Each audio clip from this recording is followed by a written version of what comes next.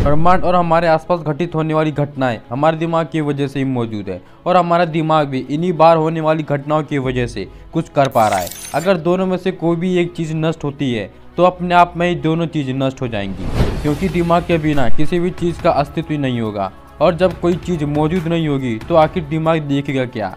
अगर आप थोड़ा गहराई में सोचें तो आपको पता चलेगा कि हमारे आसपास की दुनिया हमारे दिमाग की एक रचना हो सकती है।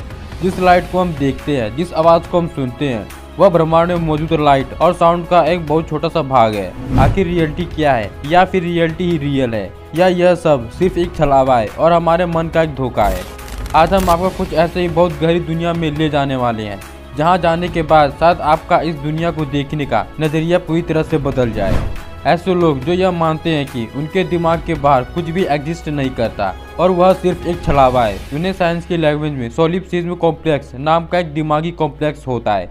ऐसे लोग को लगता है कि जो भी इस ब्रह्मांड में हो रहा है वह उनके बिना कुछ भी एग्जिस्ट नहीं करेगा, जो कि एक अलग नज़रिए से देखा जाए तो सही भी है, क्योंकि जब हमारा मस्तिष्क ही नहीं रहेगा तो आखिर इस ब्रह्मांड को देखेगा और सुनेगा कौन, और फिर इस ब्रह्मांड की अहमियत ही क्या रह जाएगी। यह आइडिया सबसे पहले 17वीं सदी में रेने डिस्कार्ट्स ने दिया था।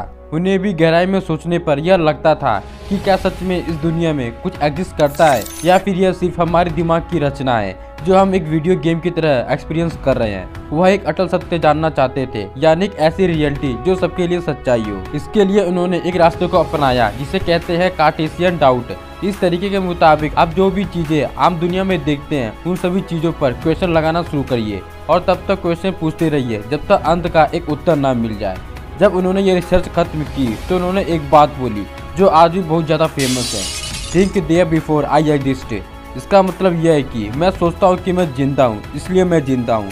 इस बात से वह यही जानना चाहते थे कि हमारे दिमाग के बाद सच में कुछ भी एग्जिस्ट नहीं करता और रियलिटी सबकी अलग होती है। हमारे लिए आसमान नीला है, लेकिन अगर कोई इंसान कलर ब्लाइंड होगा और उसे नीला रंग नहीं दिखाई देता होगा तो उसे आकाश नीला नहीं दिखेगा, मतलब उसके लिए रियलिटी कुछ और ही है। ऐसा माना जाता है कि सोलिप्सिज्म फिलोसफी के सबसे डीप और कंफ्यूजन करने वाली टॉपिक्स में से एक है। ये एक ऐसी चीज है जिस पर रिसर्च भी नहीं की जा सकती, और जब आप इसके बारे में डीप में सोचना शुरू करेंगे तो आपका दिमाग थोड़ा बहुत चकराने लगेगा। मान लीजिए इस ब्रह्मांड में हम इंसानों के अलावा कोई और नहीं है और हम लोग भी किसी बड़ी आपदा की वजह से मर जाते हैं। अब आप सोचिए कि आखिर ये ब्रह्मांड फिर बना किस लिए है, क्योंकि इसमें हमारे जैसे जीव तो है ही नहीं जो इसे ऑब्जर्व करेंगे। फिर इसका मतलब ही क्या रह जाएगा। अगर हम तारों पर रिसर्च ही नहीं करेंगे तो आखिर तारे किस काम के। अगर हम मंगल ग्रह पर जाने की कोशिश नहीं करेंगे तो आखिर मंगल ग्रह किस काम का। ऐसे ही कई सारे सवाल अपनी रियलिटी पर लगाकर सोल्यूसिज्म के आइडिया को महसूस किया जाता है। यह आप अपने ऊपर भी अप्लाई कर सकते हैं। आप जो अभी वीडियो देख रहे हैं, क्या सच में आप अपने मन से कर रहे हैं? क्या सच में आप ही हैं जो इस वीडियो को देख रहा है?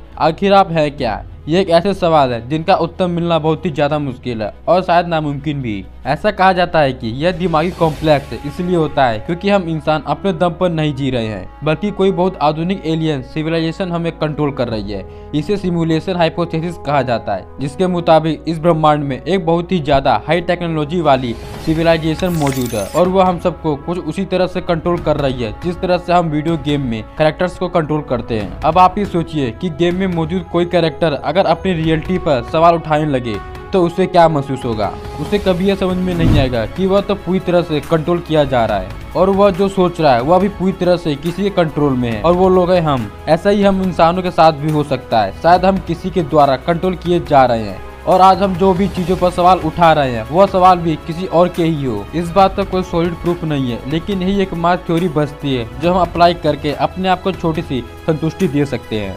अगर इस सवाल की बात करें कि हमारे दिमाग के बाहर कुछ एग्जिस्ट करता है या नहीं, तो इसका उत्तर देना काफी ज्यादा कठिन है, क्योंकि आखिर हम अपने दिमाग से यह सवाल पूछ रहे हैं कि दिमाग के बाहर कुछ है या नहीं।